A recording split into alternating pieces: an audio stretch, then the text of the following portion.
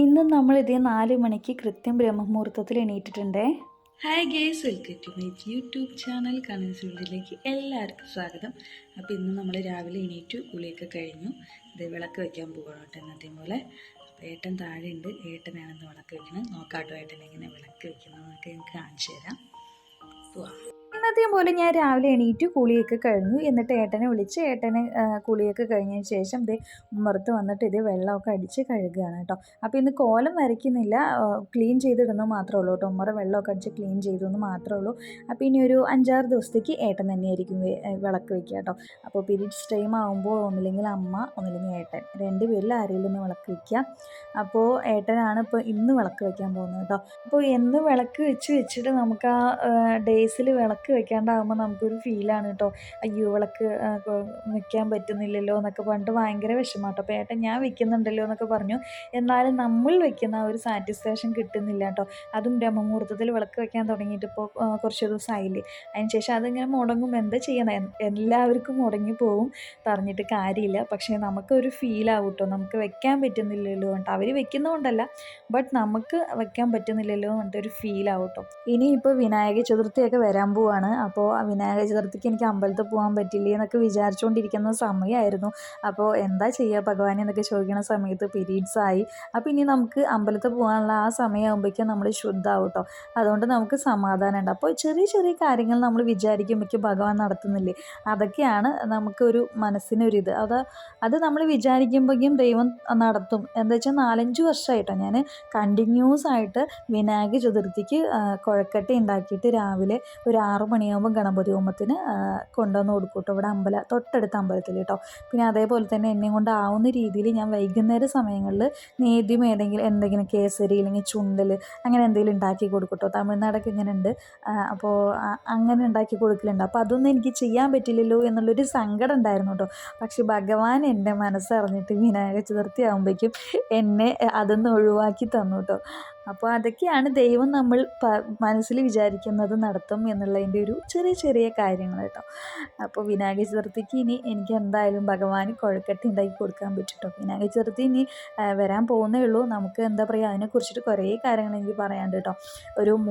അത് ഇപ്പോൾ പറയണമെന്ന് എനിക്കറിയില്ല, എന്നാലും ഞാൻ പറഞ്ഞു വന്നപ്പോൾ പറയണമെന്ന് മാത്രമേ ഉള്ളൂ. അപ്പോൾ നമ്മൾ വിനായക ചതുർത്ഥിക്ക് രാവിലെ ഗണപതി ഹോമം ചെയ്യുന്ന സമയങ്ങളിൽ നമ്മൾ 3 വർഷം കണ്ടിന്യൂസ് ആയിട്ട്, വീടൊന്നും ഇല്ലാത്തവർക്ക് 3 വർഷം നമ്മൾ കണ്ടിന്യൂസ് ആയിട്ട് ഭഗവാന് നേദ്യം രാവിലെ കുഴക്കട്ട ഇല്ലെങ്കിൽ എന്തെങ്കിലും ഒന്ന്, മെയിനായിട്ട് കുഴക്കട്ട കേട്ടോ, എന്തെങ്കിലും ഒന്ന് സമർപ്പിക്കാൻ നമുക്ക് കഴിയുകയാണെങ്കിൽ, 3 കൊല്ലം തുടർച്ചയായിട്ട് ചെയ്യാൻ കഴിയുകയാണെങ്കിൽ, വീടില്ലാത്തവർക്ക് ഗൃഹം, അതായത് വീടോ എന്തെങ്കിലുമൊക്കെ നമുക്ക് സ്ഥലം വാങ്ങാനോ എന്തിനെങ്കിലുമൊക്കെ ഭഗവാൻ നമ്മളെ അനുഗ്രഹിക്കുന്നതാണ്. ഞാൻ ഇതേപോലെ കണ്ടിന്യൂസ് ആയി ചെയ്തിട്ട് വന്ന ആളാണ്. എനിക്ക് വീട് വെക്കാനും സ്ഥലം വാങ്ങാനും ഒക്കെ അനുഗ്രഹം ദൈവം തന്നിട്ടുണ്ട്. അതെനിക്ക് നടന്നത് കൊണ്ടാണ് ഞാനിതിലൂടെ പറയുന്നത് കേട്ടോ. അങ്ങനെ പറഞ്ഞു വന്നപ്പോൾ അങ്ങനെ പറഞ്ഞു എന്ന് മാത്രമേ ഉള്ളൂ കേട്ടോ. അപ്പോൾ അതൊക്കെ ഉണ്ട് കേട്ടോ കാര്യങ്ങൾ. അപ്പോൾ ഇന്നിങ്ങനെ വിളക്കൊക്കെ കൊടുത്തിട്ട്, അപ്പോൾ ഇന്നിപ്പോൾ പീരീഡ്സ് ടൈമിൽ ഇങ്ങനെയൊക്കെയാണ്. അപ്പോൾ പക്ഷേ നാമം വായിക്കുന്നതിന് ഒരു കുഴപ്പമില്ല, ജപമാല ജപിക്കുന്നതിനൊന്നും ഒരു കുഴപ്പമില്ല കേട്ടോ. നാമം ജപിക്കുന്നതും ജപമാല ജപിക്കുന്നതൊക്കെ നമ്മുടെ ഒരു ഇഷ്ടമാണ്.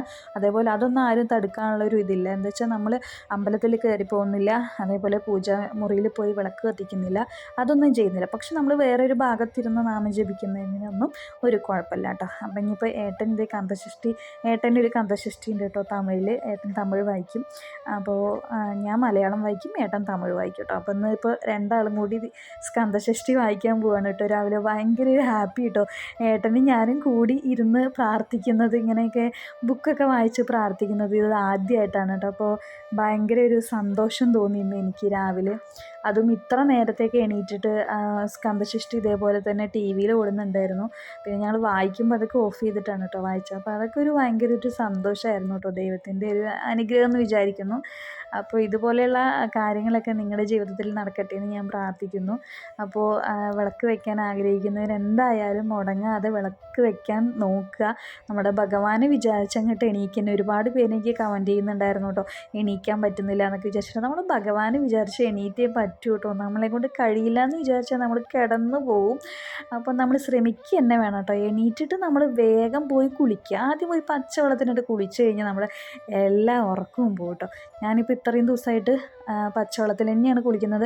അതേപോലെ 4 മണിക്ക് എണീറ്റ് 10-11 മണിയാവും കേട്ടോ കിടക്കുമ്പോഴൊക്കെ.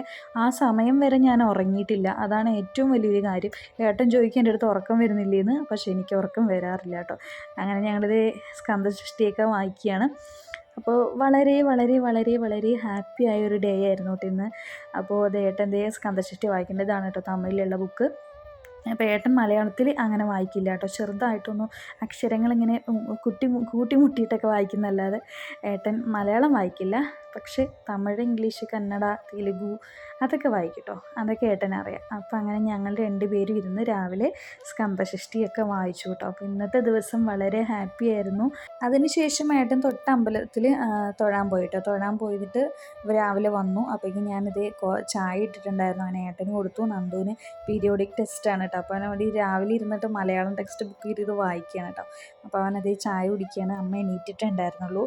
അപ്പോൾ അത് അമ്മയ്ക്ക് ഇത് ചായ കൊടുക്കുകയാണ് കേട്ടോ. അപ്പോൾ ഞാനും ഏട്ടനും ഇരുന്ന് ചായ കുടിക്കണം. ഏട്ടൻ രാവിലെ അമ്പലത്തിൽ പോയി അടിപൊളിയായിട്ടൊക്കെ വന്നത് ചന്ദനമൊക്കെ തൊട്ടിട്ട് നിറയെ ചന്ദനമൊക്കെ തൊട്ടിട്ടിരിക്കുന്നുണ്ട് കേട്ടോ. നമ്മളെപ്പോഴും ചന്ദനം നിറയെ വെക്കണം കേട്ടോ. നമ്മുടെ നെറ്റിയിൽ നമുക്ക് എത്ര തൊടാൻ പറ്റുമോ അത്രയും തൊടാം. അത് നല്ലതാണ് കേട്ടോ. അപ്പോൾ അങ്ങനെ നമ്മൾ ചായ കുടിയൊക്കെ കഴിഞ്ഞു. പിന്നെ സ്കൂളിലേക്ക് കുട്ടികളൊക്കെ വിട്ടതിന് ശേഷം ഞാൻ ഈ ഒരു 11-11:30 ആ ടൈമിലാണ് കേട്ടോ തറയൊക്കെ തുടച്ച് ക്ലീൻ ചെയ്യുക. എന്താ വെച്ചാൽ നാളെ ചൊവ്വാഴ്ചയല്ലേ, അതുകൊണ്ട് തറയൊക്കെ ക്ലീൻ ചെയ്യുകയാണ്. വിളക്കൊക്കെ ഇനി അമ്മ കഴുകും കേട്ടോ. അപ്പോൾ ഇന്നത്തെ വീഡിയോ ഇത്രയേ ഉള്ളൂ. അപ്പോൾ വീഡിയോ ഇഷ്ടമായാൽ ലൈക്ക് ചെയ്യുക, ഷെയർ ചെയ്യുക, കമൻറ്റ് ചെയ്യുക, സബ്സ്ക്രൈബ് ചെയ്യാത്തതാണെങ്കിൽ സബ്സ്ക്രൈബ് ചെയ്യുക, സപ്പോർട്ട് ചെയ്യാൻ മറക്കരുത്. നെക്സ്റ്റ് ഒരു പുതിയ വീഡിയോ ആയിട്ട് വരുന്നവരെ എല്ലാവർക്കും ടാറ്റ, ബൈ.